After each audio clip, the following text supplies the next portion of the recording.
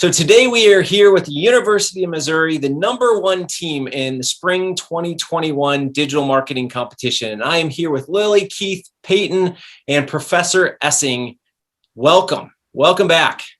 How are you? Good. Good. You're great. Thank you. So excited.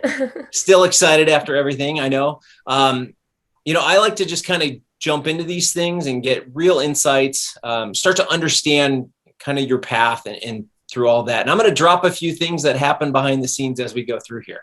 So to kick things off, I'm going to tell you right now, Team 1 and Team 2 were literally at a tie going into that final, right? So when we look at this and we go into that, I know just from sitting on the other side, kind of running this competition and listening to you, the enthusiasm that you had, the passion for the project really came through in the Q&A. And I just, what was it? What is it? The client? Was it the team? Was it the project? What was it that you really just, got excited about? Well, I guess I can start us off. Yeah. To be honest, all of the above. The team, without their energy, we obviously, wouldn't been able to translate that. Well, I guess that doesn't make sense. I'm gonna start that over. All right, so I will start by saying all of the above. Honestly, my teammates, they brought their energy.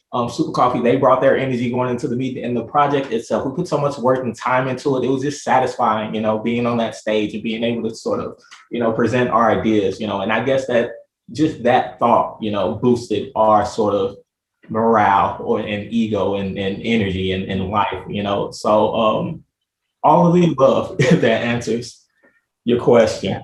Okay. Yeah, I'll add on. I agree. I think it was just a combination of factors. And then on top of that, just for us three in particular, I would say we graduated, we're ambitious and we're entering into the real world. And we saw this as just a real opportunity to demonstrate some of our marketing skills and all of that. So I think there was a lot kind of motivating us because we realized that this is an awesome opportunity and this could look really good and this could strengthen a lot of skills that we already have. So just a combination of things, I would say. Yeah, and then going off those two, I totally agree. And just being able to have that hands-on experience with everything we have learned in college is almost like a side capstone for us. So I think that was really cool to work on. And also us three, like getting to work on a demographic that Super Coffee had, like us as college students, it kind of made it like you got to think of what would we want to do and see from Super Coffee. So I think that was super cool having a relatable brand. So. Yeah, definitely. I think, Super Coffee was a great brand to work with. Obviously, they were putting a lot of information out there for you. We had the target audience, and they had really put a lot of effort into coming to that target market, right? So sitting on the backside and listening to all of the judges from Super Coffee, sometimes, you look at it and you have some that absolutely love you and some that absolutely love somebody else. So, it's about as real life as you possibly can get. So one of the things that we're always giving pitches, right? So I'm always doing consulting and things like that. So you're always going to hit a room where somebody may not necessarily like what you're presenting, and you'll have somebody else that absolutely loves it. And one of the things that I like to teach students is really to read a room. And I think you did that really well. And, as I said, going into it, you had 6 different judges from Super Coffee that had looked at what you were presenting, and some were 100% all in and some were kind of like, well, I think you need to look at it from, read a room, understand who your biggest critic is. And I think you did that really well. Right. So, is there anything that you picked up along the way as you were going through and you just kind of thought, maybe we're in trouble here and we need to bring it back around? Was there anything that stood out? I don't know if this is exactly the answer you're looking for, but I think some of the nitty gritty stuff, like even like the finances or the revenues or super specific parts of our project. I mean, we did our educated guesses and all of that, but it's kind of hard to predict the future and whatnot. So that's something that, Super Coffee would be able to do and look into further. But I would say there are a few things we were like, okay, this is pretty intense stuff. I don't know if we're doing it 100% correct, but we're going to just try our best. So that's one thing I would say. Yeah, I think that's the interesting thing, right? So you went above and beyond. You started to think beyond just a simple plan, so to speak. And what we notice is a lot of people will go back and kind of look at the case study, start to dissect it, and then they'll build a strategy based off of what they understand, but they'll duplicate what the client is already doing. So I know you didn't necessarily do that. So, when you start to look at your core strategy, what were some of the insights that you got that you said, nope, we're not going to do that. We're going to go in a separate direction? It's a good question. There were a few times. Oh, sorry. There were a few times for sure when we, had an idea and then we would look back and we're like, or we'd check their social media and we're like, oh, Super Coffee's already doing that. So I'm trying to think of specific examples, but that was definitely real because we obviously didn't want to recommend something that they were already doing. Sure. Peyton, Keith, can you guys think of anything? Keith? Yeah, so I was going to take it a little further into our sort of methodology for how all of our recommendations came about. So our system, or the way that we sort of came up with our ideas, is we actually started with the simple things.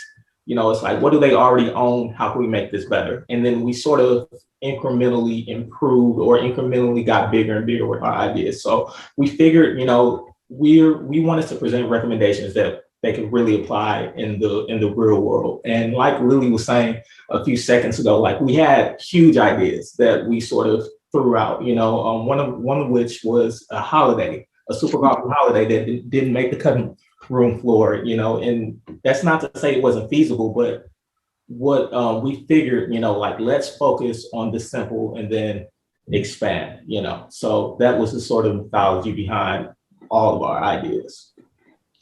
So one of the things that I don't know if you're aware of this, but we have pretty much kept the budget about $250,000 every time we run a competition.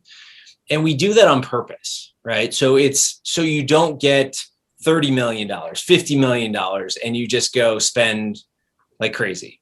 The reason that we do that is more of, we want you to focus, right? So we don't want you to have a million different things and spending money that you can't measure. We want you to literally dive in and, like Keith said, find those things that maybe are a little bit broken and fix those, but then you have enough money to do 2 or 3 really cool ideas that will make the client go, oh, wow, I never thought of that. So I think, based on what I saw with you and what I've seen with other finalists, is literally fix the things that you can. Don't duplicate, but fix the things that you can that may be a little bit broken, and then provide just a couple of really neat ideas that, maybe Super Coffee has never thought of, right? And I think you, even in your own group, when you're sitting there and you're having those conversations about what we should do, when somebody brings up a new idea, I think you all just know at that point, like, we have to do that because it's so unique.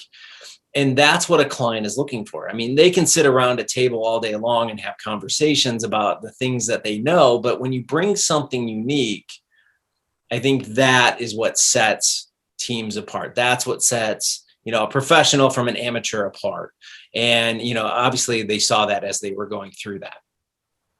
So, all right, here's my question. And I love asking this question. I ask it to pretty much every student, team that I ever see is, what was the aha moment, right? So you've been working on this thing for 4 months or 3 months or however long it was, and you finally said, I've got it, right? Some form of research somewhere along the way obviously drove you to a certain path.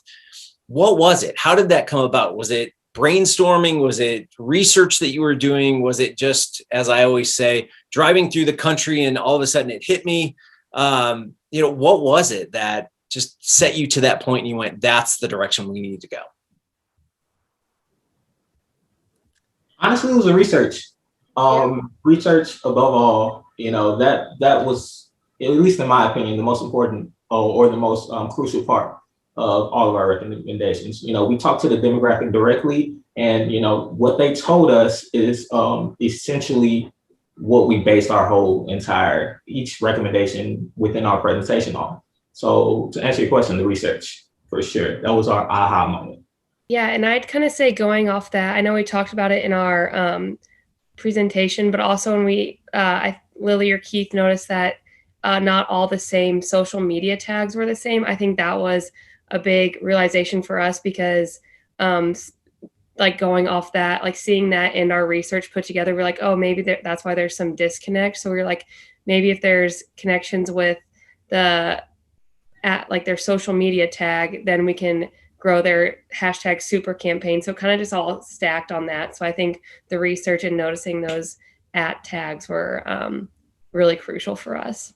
It's funny that you mentioned that because as you said that, and as we went beyond Q&A into the next discussion, we were waiting to get on the next Q&A. And I was sitting there with Tori and she goes, I know we're fixing them. I want to just tell them that we're working on it, but I realize that it's a 4.5 month campaign. So she's working tirelessly to fix those types of things. So you were spot on. Right. So that was funny because I'm sitting here laughing at her because she's just going, I know I've been working forever. So spot on. All right. So teams in the future. So let's say, well, actually, let me, before I jump to that, Professor Essing, they said research, which how many times do you have teams or students in your classroom just jump straight to the tactics, right? And not understand that a house is not built on a soft foundation. So you have to have solid research to support whatever you're doing. And I think you can probably, teach on this for days and saying that research is going to lead to a solid campaign every single day, every single time. Do you feel that, and I guess this goes out to all of you, do you feel that as you went into Q&A, having that strong, solid foundation of research, you had an answer for anything that they could ask in Q&A? And I know, again, I've had student teams that have done things like this in the past, and we literally will look at it and go, all right, instead of trying to have an answer for everything or prepare some scripted answer, you just need to know it, right? And you need to understand, and one of the things that we teach students is, how do we spin it back to what we want them to walk away from, right? So you walk into a meeting and there's maybe 2, 3, 4 things that you really want that separate you from everyone else that you really want to come back to. And I think, your team did that. And is it something that you practiced? Is it, and again, there's no scripted answers in Q&A because they can go any direction as you saw. But, was there some kind of preparation that you had to do that? So yeah, we had a meeting just a few days before and just throughout, we were asking each other questions like, hey, what if they ask this? What would we say? And just kind of almost freeballing it in a way, nothing really scripted, and just kind of talking. And it honestly, for me, it was just kind of a way to like make myself a little bit less nervous, like have that little bit of experience. But for me, and I think we talked about it as a group, the questions that they asked were hard and we were not entirely sure. There were times when I was like, I don't know what I'm saying, but somehow it worked out and they understood what we were saying and chose us as the winners. But yeah, definitely a little bit of preparation, but still the questions were nitty gritty.